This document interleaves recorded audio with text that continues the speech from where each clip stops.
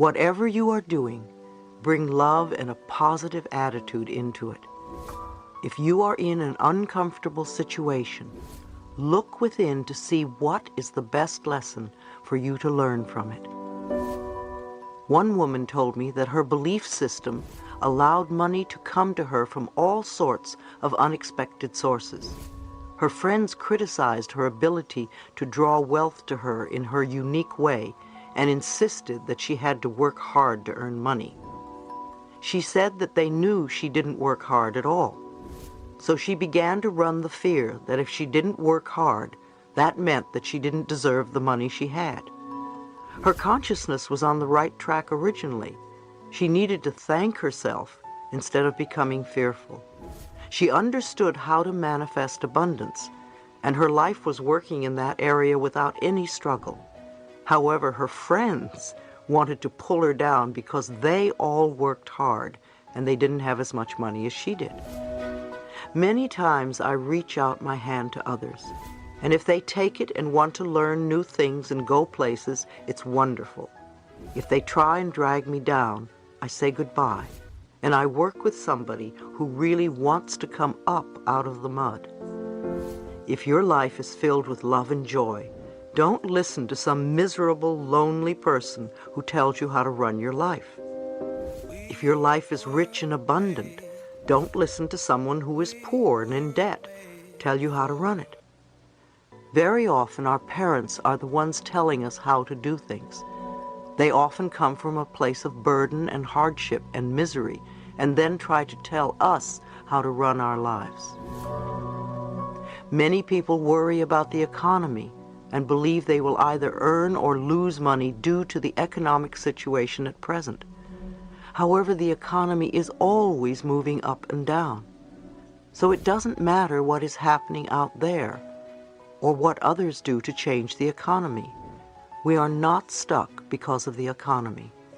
No matter what is happening out there in the world, it only matters what you believe about yourself. If you have a fear about becoming homeless, ask yourself, where am I not at home within myself? Where do I feel abandoned? What do I need to do to experience inner peace? All outer experiences reflect inner beliefs. I have long used the affirmation, my income is constantly increasing. Another affirmation I like is, I go beyond my parents' income level. You see, you have a right to earn more than your parents did. It's almost a necessity as things cost more now. Women especially experience a lot of conflict with this one. Often they find it difficult to earn more than their fathers are earning. They need to go beyond their feelings of not deserving and accept the abundance of financial wealth that is their divine right. Your job is only one of many channels of an infinite source of money. Money is not the object of your right work. Money can come to you in many ways and from many avenues. No matter how it comes, accept it with joy and as a gift from the universe. A young lady was complaining that her in-laws were buying her new baby all sorts of nice things and she could not afford to buy anything. I reminded her that the universe wanted that baby to be well supplied with an abundance of all good and used the in-laws as a channel to supply it. She then could be grateful and appreciate the way in which the universe was providing for her baby.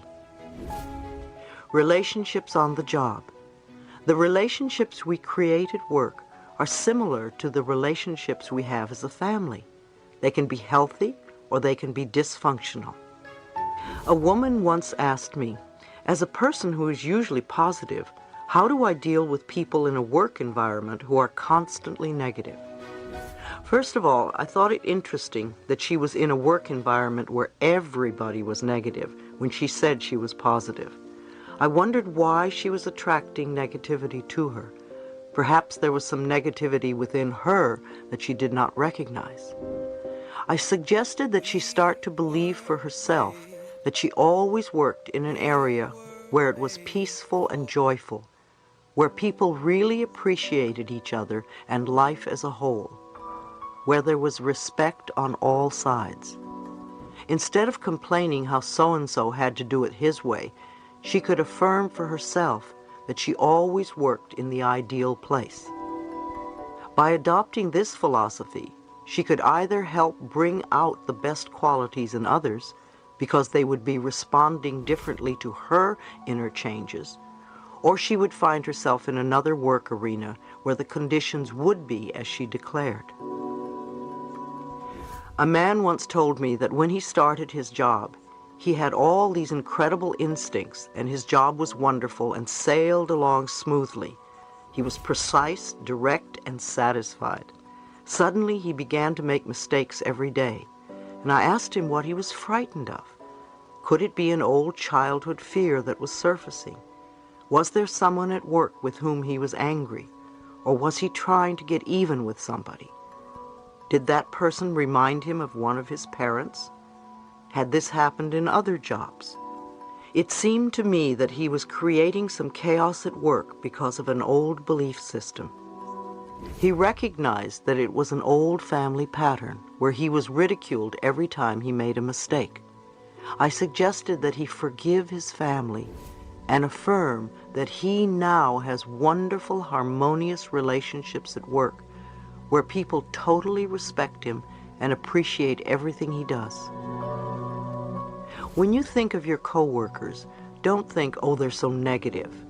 Everybody has every quality in them, so respond to the good qualities that are in them and respect their peacefulness instead. When you can focus on these qualities, they will rise to the surface. If others are constantly saying negative things, don't pay attention. You want to change your consciousness.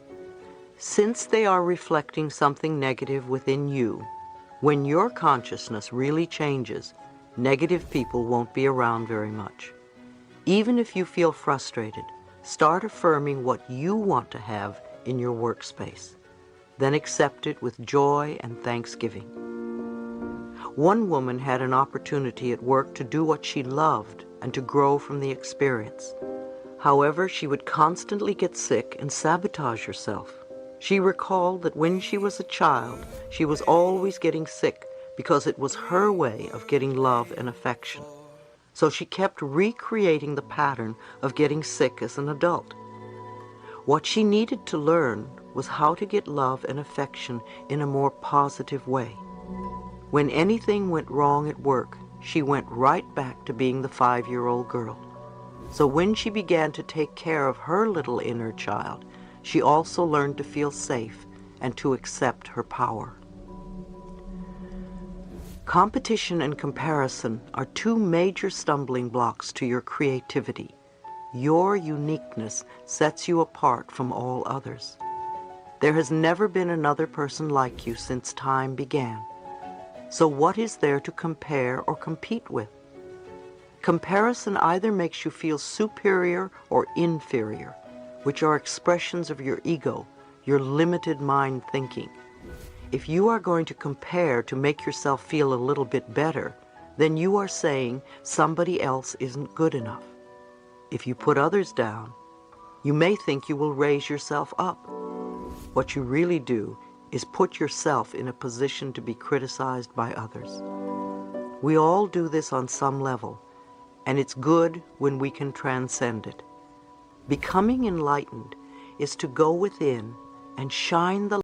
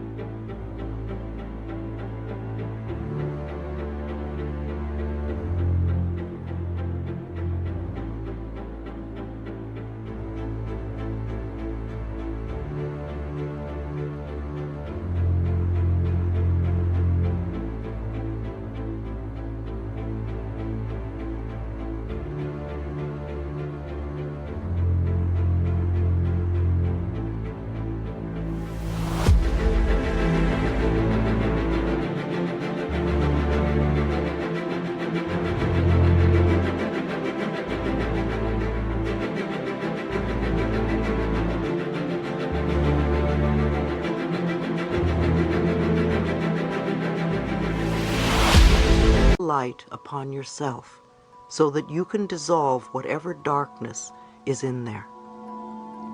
I want to say again that everything changes, and what was perfect for you once may not be anymore. In order for you to keep changing and growing, you keep going within and listening for that which is right for you in the here and now. Changing the way we do business. For the past several years, I've owned my own business. My motto has been that we open the mail and answer the phone and handle what is in front of us, and there is always plenty to do. As we did this day by day, the business grew from a few people to well over 20 employees. We established our business on spiritual principles, using affirmations to open and close meetings. We realized that many other businesses ran on competition, often condemning others or greed, and we did not want to put that energy out to others, knowing that it would come back to us. We decided that if we were going to live by the philosophy, we were not going to operate under the old concepts of doing business. If problems arose, we would spend time affirming what we wanted to change. We also had a soundproof screaming room where employees could let off steam without being heard or judged. It was also a place where they could meditate or relax, and we supplied it with plenty of tapes for people to listen to. It became a safe haven in times of difficulty. I remember a time when we were having many problems with our computer system, and every day something would break down. Because I believe machines reflect our consciousness, I realized that many of us were sending negative energy to the computers, and we were expecting them to constantly break down. I had an affirmation programmed into the computer. Good morning. How are you today? I work well when I am loved, and I love you. In the morning, when everyone turned on their computers, that message would appear. It's amazing how we had no more problems with our computers. Sometimes we think of things that happen, especially at work, as disasters. But we must look at them for what they are, simply life experiences that always teach us something. I know that I have never had a disaster that did not end up a good learning experience in the end, often moving me to a much better level in life. For instance, recently my company Hay House was not doing so well. Like the economy, our sales would go up and down, and it appeared that sales were down and staying that way, at least for the moment. However, we did not adjust to that, and month after month we were spending more than we took in. Anyone who has owned a business knows that that is not the way to do it. Eventually it looked as if I would lose my business if I didn't take some drastic measures. Those drastic measures included letting go of over half my staff. You can imagine how difficult it was for me to do that. I remember walking into the conference room where all my staff had gathered to deliver the news. I was in tears, but I knew it had to be done. As difficult as it was for all of us, I also trusted that my much-loved employees would soon find new and better jobs, and almost all of them have. Some of them have even started their own businesses and are very successful. At the darkest time, I kept knowing and affirming that this experience would turn out to be for the highest good of all concerned. Of course, everyone else assumed the worst. Rumors were flying that Hay House was belly up, not just within the people I knew, but all over the country.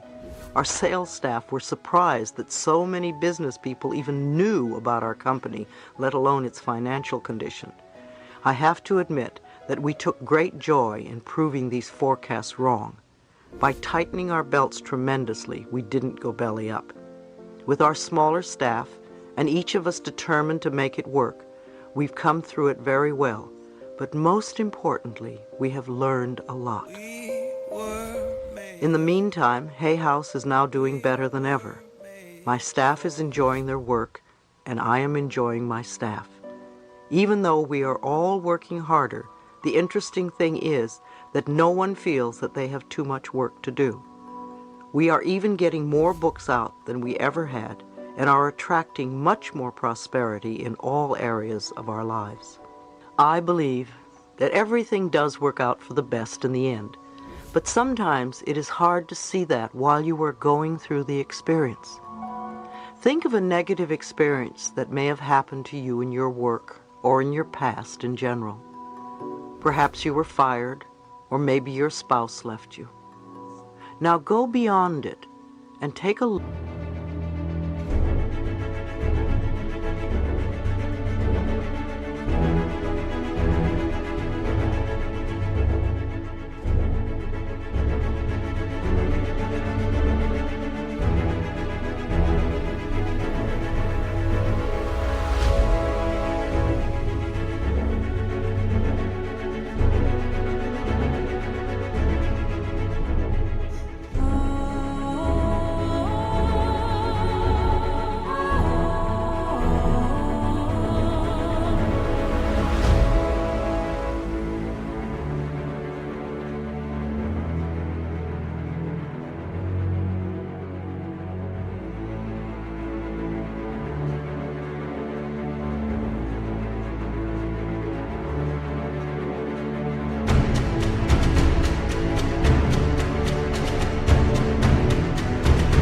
Look at the big picture. Didn't many good things happen as a result of that experience? I've heard so many times, yes, that was a horrible thing that happened to me, but if it hadn't, I would never have met so-and-so, or start my own business, or admit that I had an addiction, or learn to love myself. By trusting the divine intelligence to let us experience life in the way that is best for us, we empower ourselves to actually enjoy everything that life has to offer, the good as well as the so-called bad. Try applying this to your work experiences and notice the changes that happen to you.